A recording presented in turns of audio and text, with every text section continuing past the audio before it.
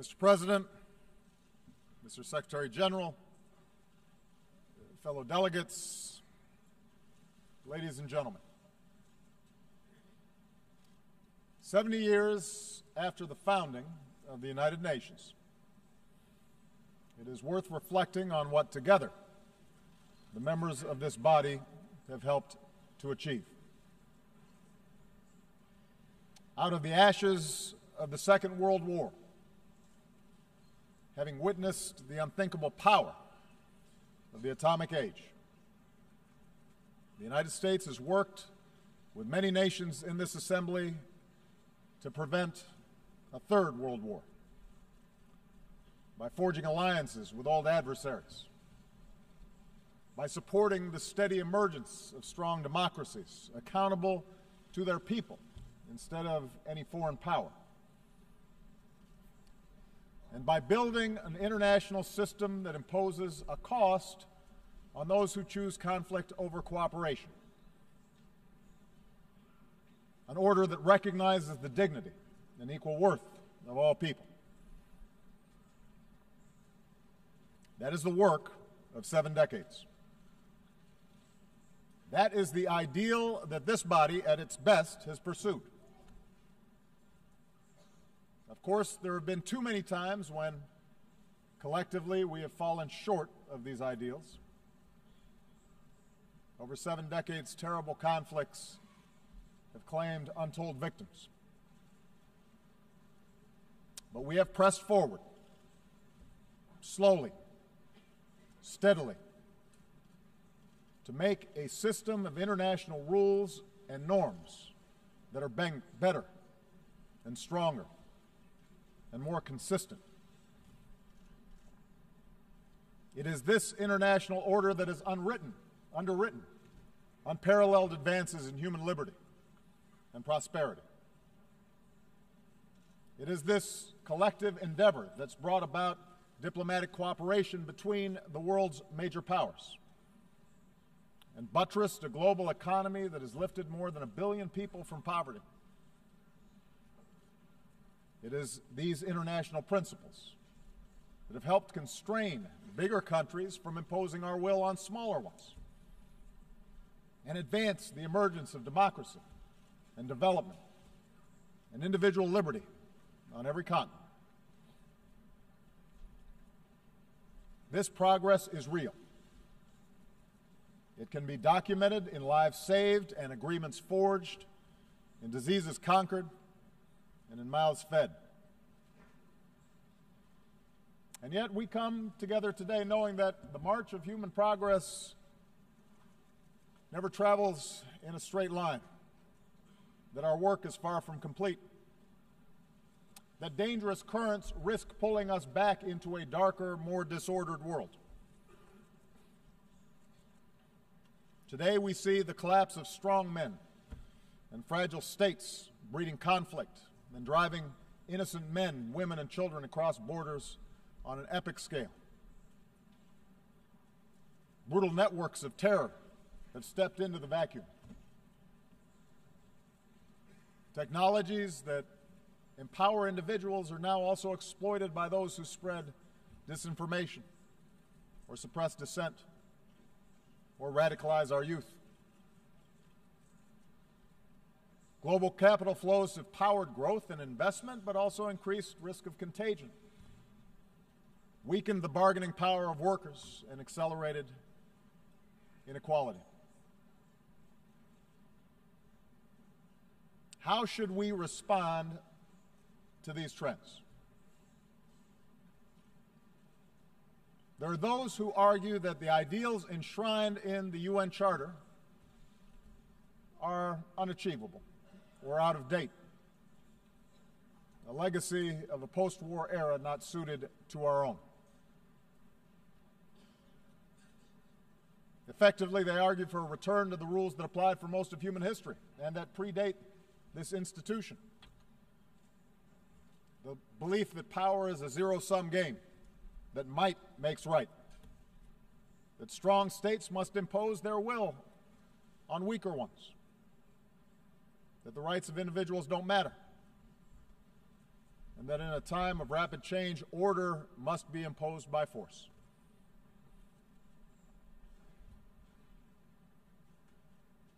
On this basis, we see some major powers assert themselves in ways that contravene international law.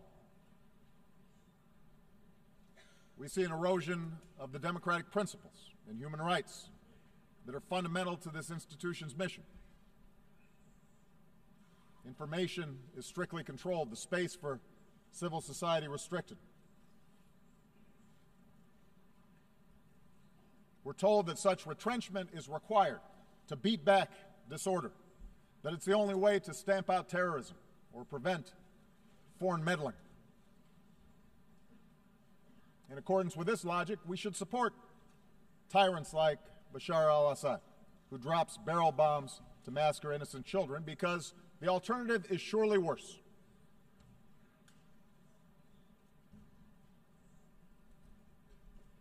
The increasing skepticism of our international order can also be found in the most advanced democracies.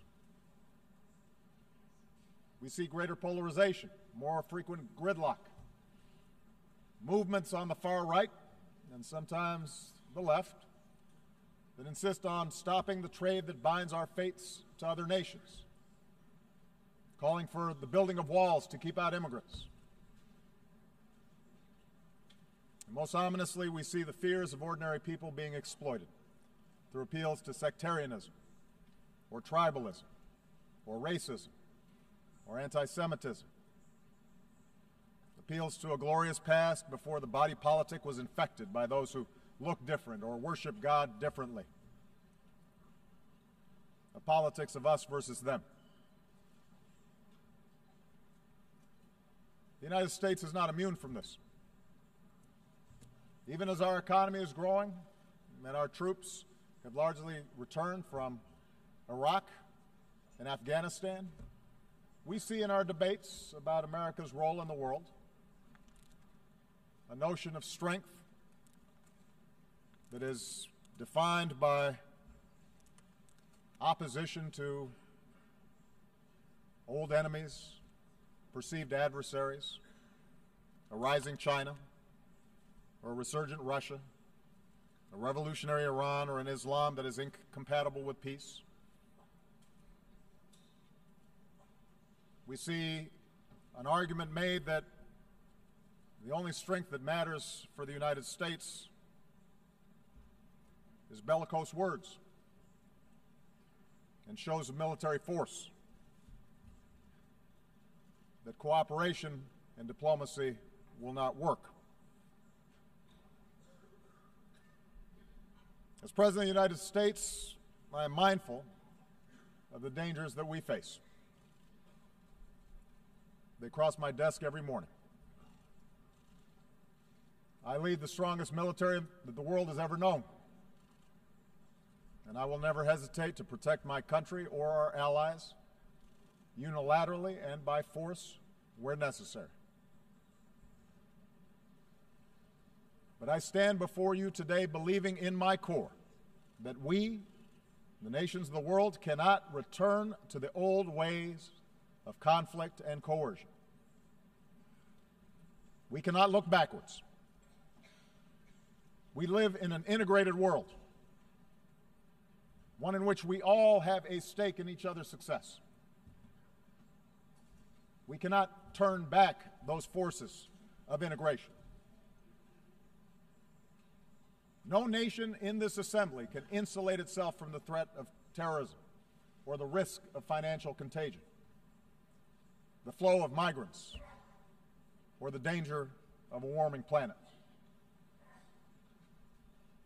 The disorder we see is not driven solely by competition between nations or any single ideology. And if we cannot work together more effectively, we will all suffer the consequences. That is true for the United States as well. No matter how powerful our military, how strong our economy, we understand the United States cannot solve the world's problems alone. In Iraq, the United States learned the hard lesson that even hundreds of thousands of brave, effective troops, trillions of dollars from our treasury, cannot by itself impose stability on a foreign land. Unless we work with other nations under the mantle of international norms and principles and law that offer legitimacy to our efforts, we will not succeed. And unless we work together to defeat the ideas that drive different communities in a country like Iraq into conflict, any order that our militaries can impose will be temporary.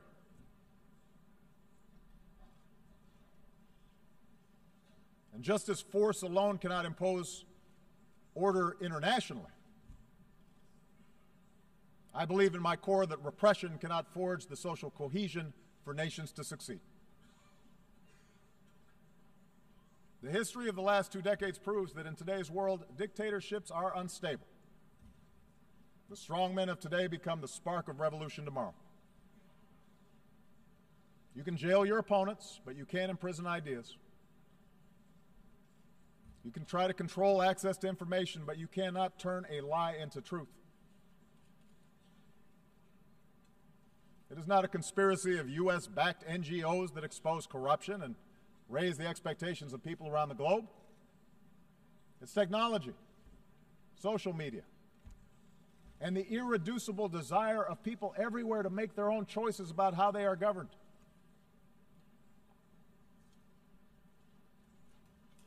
Indeed, I believe that in today's world, the measure of strength is no longer defined by the control of territory. Lasting prosperity does not come solely from the ability to access and extract raw materials. The strength of nations depends on the success of their people, their knowledge, their innovation, their imagination, their creativity, their drive, their opportunity. And that, in turn, depends on individual rights and good governance and personal security. Internal repression and foreign aggression are both symptoms of the failure to provide this foundation. The politics of solidarity that depend on demonizing others, that draws on religious sectarianism or narrow tribalism, or jingoism, may at times look like strength in the moment, but over time its weakness will be exposed. And history tells us that the dark forces unleashed by this type of politics surely makes all of us less secure. Our world has been there before. We gain nothing from going back.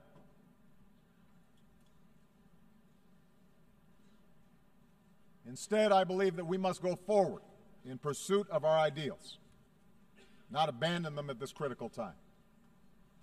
We must give expression to our best hopes, not our deepest fears. This institution was founded because men and women who came before us had the foresight to know that our nations are more secure when we uphold basic laws and basic norms and pursue a path of cooperation over conflict. And strong nations, above all, have a responsibility to uphold this international order.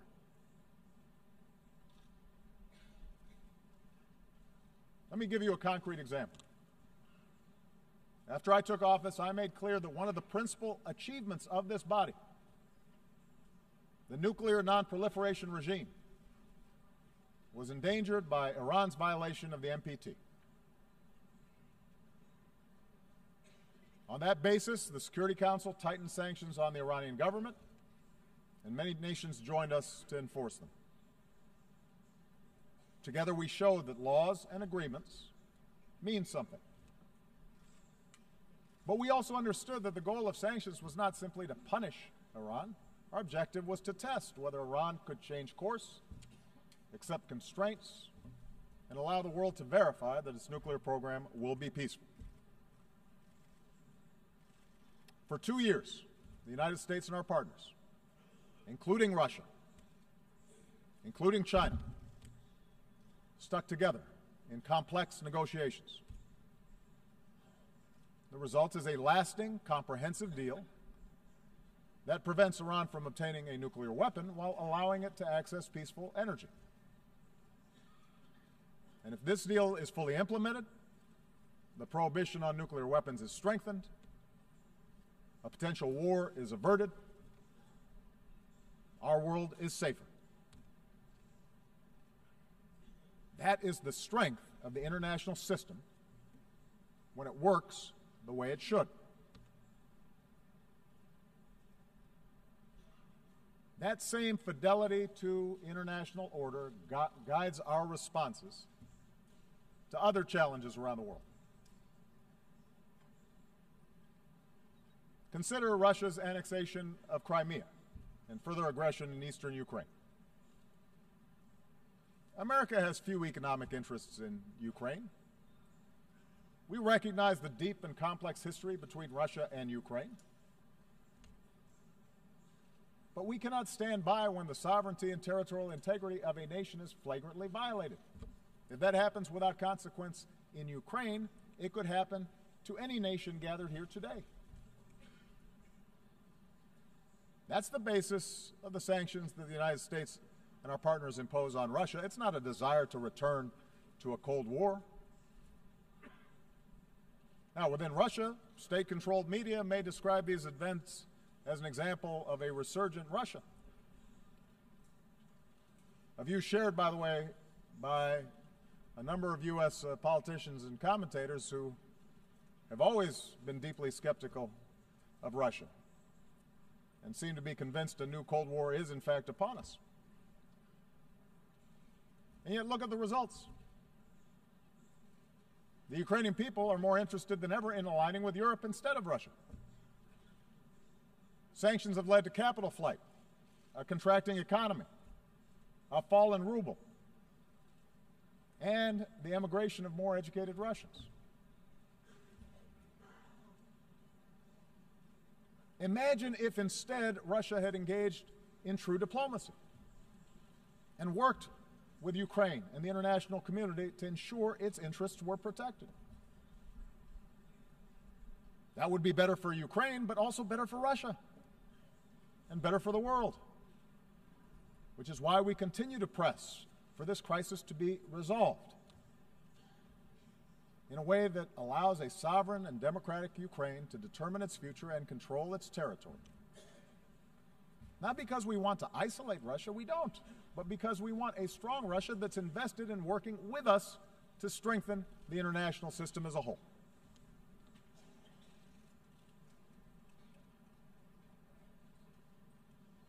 Similarly, in the South China Sea, the United States makes no claim on territory there.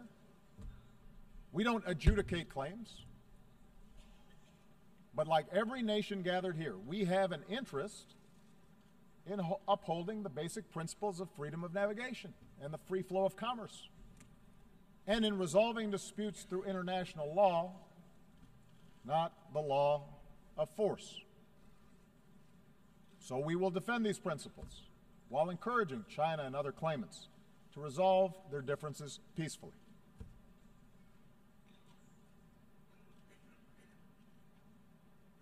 I say this recognizing that diplomacy is hard, that the outcomes are sometimes unsatisfying, that it's rarely politically popular. But I believe that leaders of large nations, in particular, have an obligation to take these risks, precisely because we are strong enough to protect our interests if and when diplomacy fails. I also believe that to move forward in this new era, we have to be strong enough to acknowledge when what you're doing is not working. For 50 years, the United States pursued a Cuba policy that failed to improve the lives of the Cuban people. We changed that. We continue to have differences with the Cuban government. We will continue to stand up for human rights, but we address these issues through diplomatic relations and increased commerce and people-to-people ties. As these contacts yield progress, I'm confident that our Congress will inevitably lift an embargo that should not be in place anymore.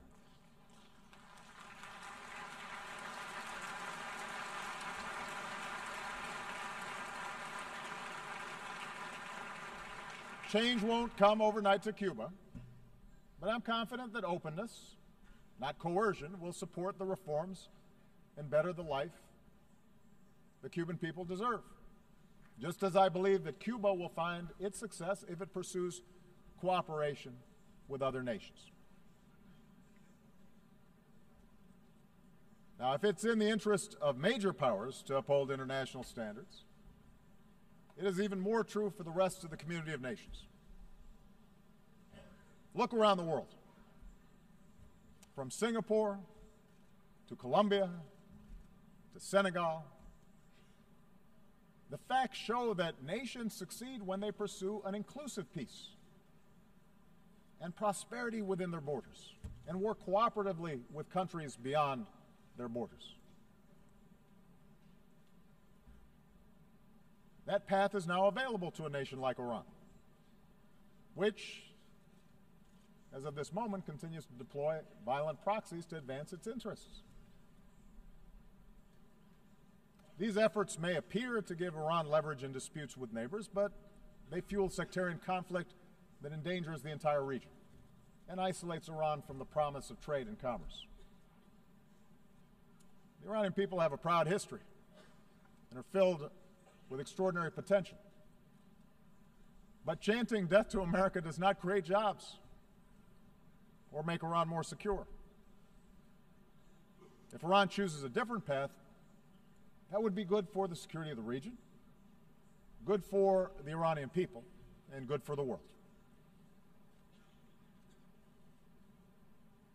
Of course, around the globe, we will continue to be confronted with nations who reject these lessons of history, places where civil strife and border disputes and sectarian wars bring about terrorist enclaves and humanitarian disasters,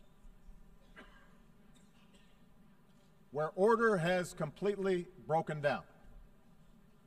We must act, but we will be stronger when we act together. In such efforts, the United States will always do our part. We will do so mindful of the lessons of the past, not just the lessons of Iraq, but also the example of Libya, where we joined an international coalition under a UN mandate to prevent a slaughter. Even as we helped the Libyan people bring an end to the reign of a tyrant, our coalition could have and should have done more to fill a vacuum left behind. We're grateful to the United Nations for its efforts to forge a unity government. We will help any legitimate Libyan government as it works to bring the country together. But we also have to recognize that we must work more effectively in the future as an international community to build capacity for states that are in distress before they collapse. And that's why we should celebrate the fact that later today, the United States will join with more than 50 countries to enlist new capabilities: infantry, intelligence, helicopters, hospitals, and tens of thousands of troops to strengthen United Nations peacekeeping.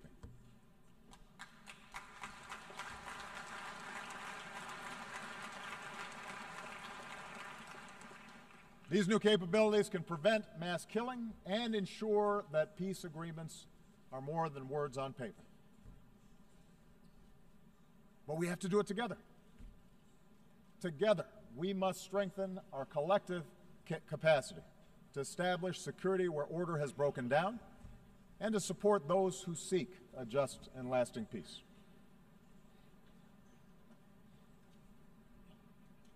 Nowhere is our commitment to international order more tested than in Syria.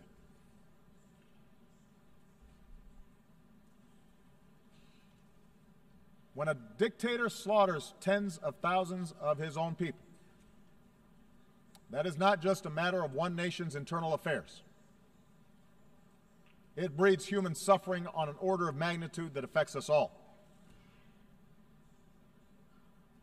Likewise, when a terrorist group beheads captives, slaughters the innocent, and enslaves women, it's not a single nation's national security problem. That is an assault on all our humanity.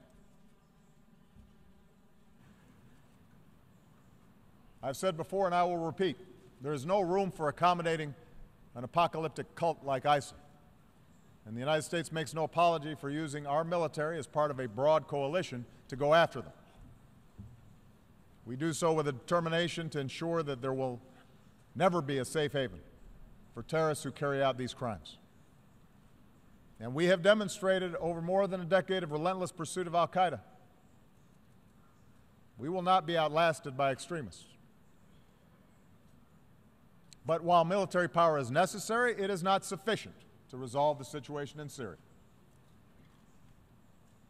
Lasting stability can only take hold when the people of Syria forge an agreement to live together peacefully.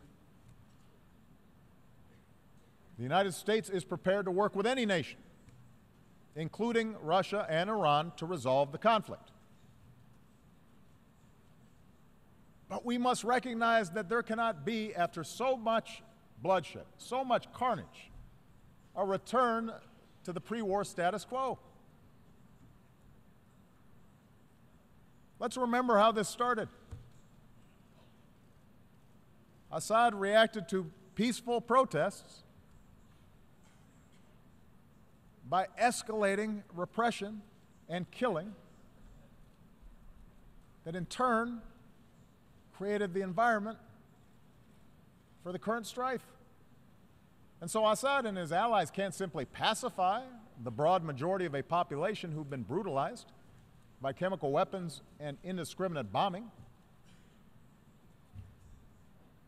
Yes, realism dictates that compromise will be required to end the fighting and ultimately stamp out ISIL. But realism also requires a managed transition away from Assad and to a new leader, and an inclusive government that recognizes there must be an end to this chaos so that the Syrian people can begin to rebuild.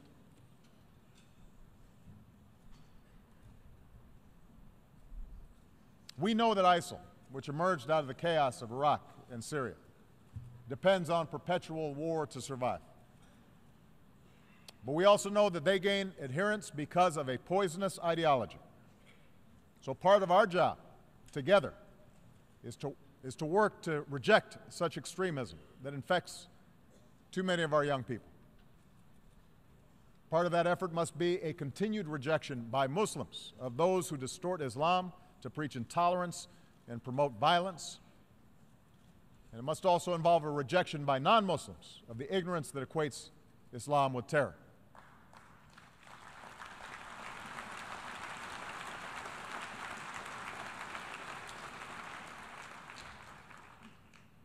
This work will take time. There are no easy answers to Syria, and there are no simple answers to the changes that are taking place in much of the Middle East and North Africa. But so many families need help right now. They don't have time. And that's why the United States is increasing the number of refugees who we welcome within our borders. That's why we will continue to be the largest donor of assistance to support those refugees. And today we are launching new efforts to ensure that our people and our businesses, our universities and our NGOs can help as well. Because in the faces of suffering families, our nation of immigrants sees ourselves. Of course, in the old ways of thinking, the plight of the powerless, the plight of refugees, the plight of the marginalized did not matter. They were on the periphery of the world's concerns. Today, our concern for them is driven not just by conscience, but should also be driven by self-interest. For helping people who've been pushed to the margins of our world is not mere charity. It is a matter of collective security. And the purpose of this institution is not merely to avoid conflict, it is to galvanize the collective action that makes life better on this planet. The commitments we've made to the Sustainable Development Goals speak to this truth. I believe that capitalism has been the greater creator of wealth and opportunity that the world has ever known. But from big cities to rural villages around the world, we also know that prosperity is still cruelly out of reach for too many. As His Holiness, Pope Francis, reminds us, we are stronger when we value the least among these and see them as equal in dignity to ourselves and our sons and our daughters. We can roll back preventable disease and end the scourge of HIV/AIDS. We can stamp out pandemics that recognize no borders. That work may not be on television right now, but as we demonstrated in reversing the spread of Ebola, it can save more lives than anything else we can do. Together, we can eradicate extreme poverty and erase barriers to opportunity. But this requires a sustained commitment to our people, so farmers can feed more people, so entrepreneurs can start a business without paying a bribe, so young people have the skills they need to succeed in this modern knowledge-based economy. We can promote growth through trade that meets a higher standard, and that's what we're doing through the Trans-Pacific Partnership, a trade agreement that encompasses nearly 40% of the global economy, an agreement that will open markets while protecting the rights of workers and protecting the environment that enables development to be sustained. We can roll back the pollution that we put in our skies and help economies lift people out of poverty without condemning our children to the ravages of an ever-warming climate. The same ingenuity that produced the industrial age and the computer age allows us to harness the potential of clean energy. No country can escape the ravages of climate change. There's no stronger sign of leadership than putting future generations first. The United States will work with every nation that is willing to do its part so that we can come together in Paris to decisively confront this challenge.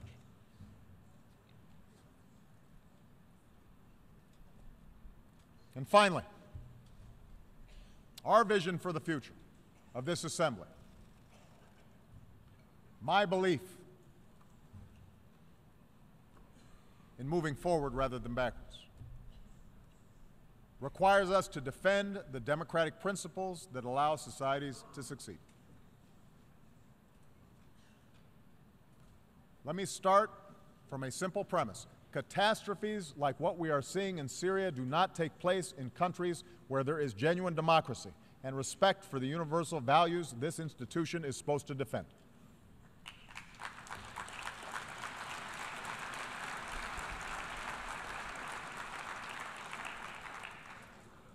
I recognize that democracy is going to take different forms in different parts of the world. The very idea of a people governing themselves depends upon government giving expression to their unique culture, their unique history, their unique experiences. But some universal truths are self-evident. No person wants to be imprisoned for peaceful worship. No woman should ever be abused with impunity, or a girl barred from going to school. The freedom to peacefully petition those in power without fear of arbitrary laws. These are not ideas of one country or one culture. They are fundamental to human progress. They are a cornerstone of this institution. I realize that in many parts of the world there's a different view, a belief that strong leadership must tolerate no dissent. I hear it not only from America's adversaries, but privately at least I also hear it from some of our friends. I disagree. I believe a government that suppresses peaceful dissent is not showing strength, it is showing weakness, and it is showing fear. History shows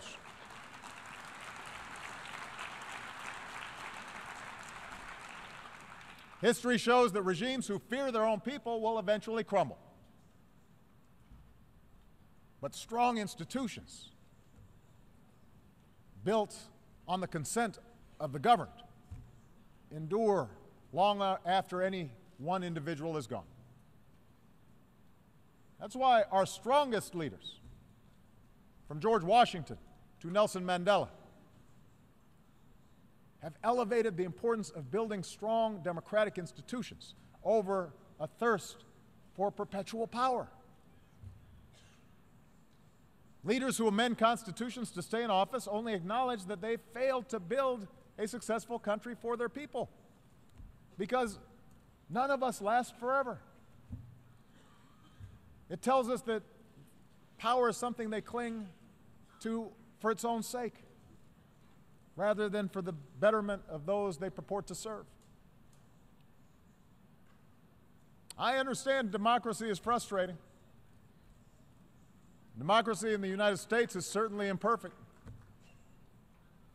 At times it can be dysfunctional. But democracy, the constant struggle to extend rights to more of our people, to give more people a voice, is what allowed us to become the most powerful nation in the world.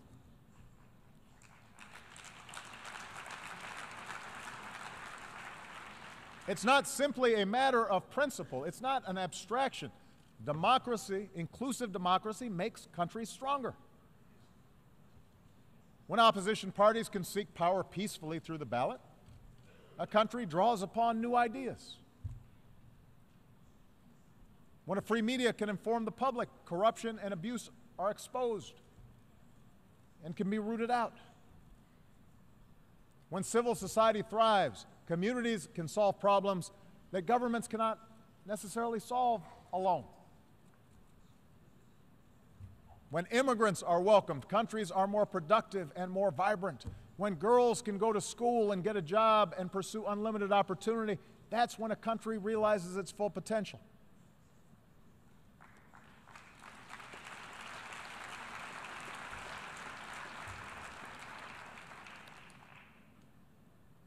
That is what I believe is America's greatest strength. Not everybody in America agrees with me. That's part of democracy. I believe that the fact that you can walk the streets of this city right now and pass churches and synagogues and temples and mosques where people worship freely, the fact that our nation of immigrants mirrors the diversity of the world, you can find everybody from everywhere here in New York City. The fact that in this country, everybody can contribute. Everybody can participate, no matter who they are or what they look like or who they love. That's what makes us strong. And I believe that what is true for America is true for virtually all mature democracies. And that is no accident. We can be proud of our nations without defining ourselves in opposition to some other group. We can be patriotic without demonizing someone else. We can cherish our own identities, our religion, our ethnicity, our traditions, without putting others down. Our systems are premised on the notion that absolute power will corrupt, but that people, ordinary people, are fundamentally good, that they value family and friendship, faith, and the dignity of hard work, and that with appropriate checks and balances, governments can reflect this goodness. I believe that's the future we must seek together. To believe in the dignity of every individual. To believe we can bridge our differences and choose cooperation over conflict. That is not weakness, that is strength.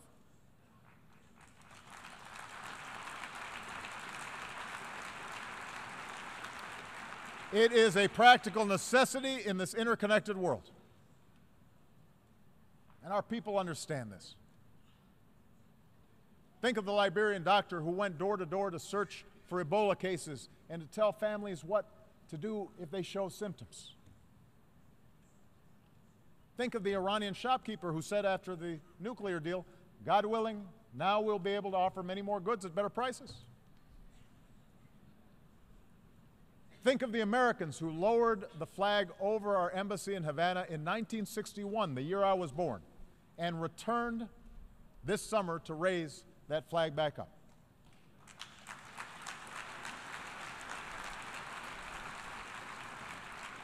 One of these men said of the Cuban people, we could do things for them and they could do things for us. We loved them. For 50 years, we ignored that fact. Think of the families leaving everything they've known behind, risking barren deserts and stormy waters just to find shelter, just to save their children. One Syrian refugee who was greeted in Hamburg with warm greetings and shelter said, we feel there are still some people who love other people. The people of our United Nations are not as different as they are told. They can be made to fear. They can be taught to hate. But they can also respond to hope. History is littered with the failure of false prophets and fallen empires who believe that might always makes right. And that will continue to be the case. You can count on that. But we are called upon to offer a different type of leadership. Leadership strong enough to recognize that nations share common interests and people share a common humanity. And yes, there are certain ideas and principles that are universal. That's what those who shaped the United Nations 70 years ago understood. Let us carry forward that faith into the future, for it is the only way we can assure that future will be brighter for my children and for yours. Thank you very much.